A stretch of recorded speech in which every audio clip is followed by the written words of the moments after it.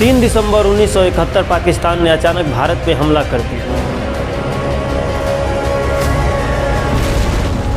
इसके तुरंत बाद भारतीय प्रधानमंत्री इंदिरा गांधी ने पाकिस्तान के खिलाफ युद्ध की घोषणा कर दी।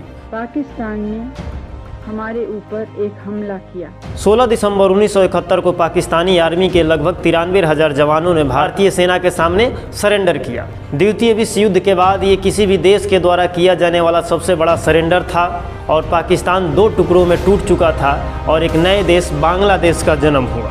लेकिन इस युद्ध में भारत के परम मित्र सोवियत संघ अर्थात रूस का योगदान भी बहुत बड़ा था। जब अमेरिका सभी पश्चिमी देश पाकिस्तान के सपोर्ट में खड़े हो गए थे, भारत अलग थलग पड़ रहा था, तब उसका सहयोग रूस ने दिया। नमस्कार दोस्तों, स्वागत है आप सबका एक नए वीडियो में। इस वीडियो में हम जानेंगे कि जब 1971 के युद्ध में भारत अकेला पड़ रहा था, तब उसकी मदद रूस ने कैसे की थी और कैसे भारत की मदद करने के लिए रूस पूरी दुनिया से अकेले लड़ पड़ा था। 12 दिसंबर 1971 को यूएनओ के सिक्योरिटी काउंसिल में एक मीटिंग बुलाई जाती है, जिसमें सोवियत संघ ने भारत का बचाव करते हुए भारत के खिलाफ लाए गए प्रस्ताव पर वीटो कर दिया।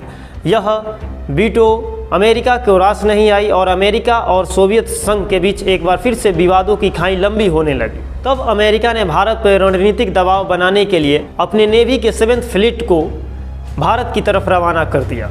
अमेरिकी नेवी के 7वें बेड़े यूएसएस इंटरप्राइज में 7 विध्वंसक और एक हेलीकॉप्टर वाहक के साथ साथ लगभग 70 फाइटर जेट शामिल थे। दूसरी तरफ अमेरिका के पीछे ब्रिटेन की भी नेवी भारत पर हमले के लिए आगे बढ़ रही थी। अमेरिकी नेवी भारत पर बंगाल की खाड़ी से हमला करेगी, जबकि ब्रिटिश नेवी भारत पर अरब सागर से हमला करेगी। इस मुश्किल घड़ी में भारत अलग थलग पड़ रहा था, तब प्रधानमंत्री इंदिरा गांधी ने अपने परम मित्र सोवियत संघ का दरवाज़ा खटखटाया। जैसे ही ये बात रूस को पता चली, रूसी राष्ट्रपति लियोनिड ब्रेजनेव ने अपने परमाणु हथियारों से संपन्न पनडुब्बियों और डिस्ट्रॉयर जहाज़ों को भारत की मदद के लिए रवाना कर दिया। साथ ही रूस ने खुले शब्दों में दुनिया को यह चेतावनी दी कि अगर किसी तीसरे देश ने भारत पर हमला किया तो यह हमला रूस पर माना जाएगा और रूस इसका कड़ा विरोध करेगा। रूसी पनडुब्बियों और रूसी जहाज़ों ने अपने मिसाइल के रुख यूएसएस इंटरप्राइज की तरफ कर दिया। यह देखकर इंग्लैंड की नेवी पहले ही भाग खड़ी हुई। भारत और अमेरिकी नेवी के बीच में रूस की पनडुब्बियां दीवार बनकर खड़ी थीं।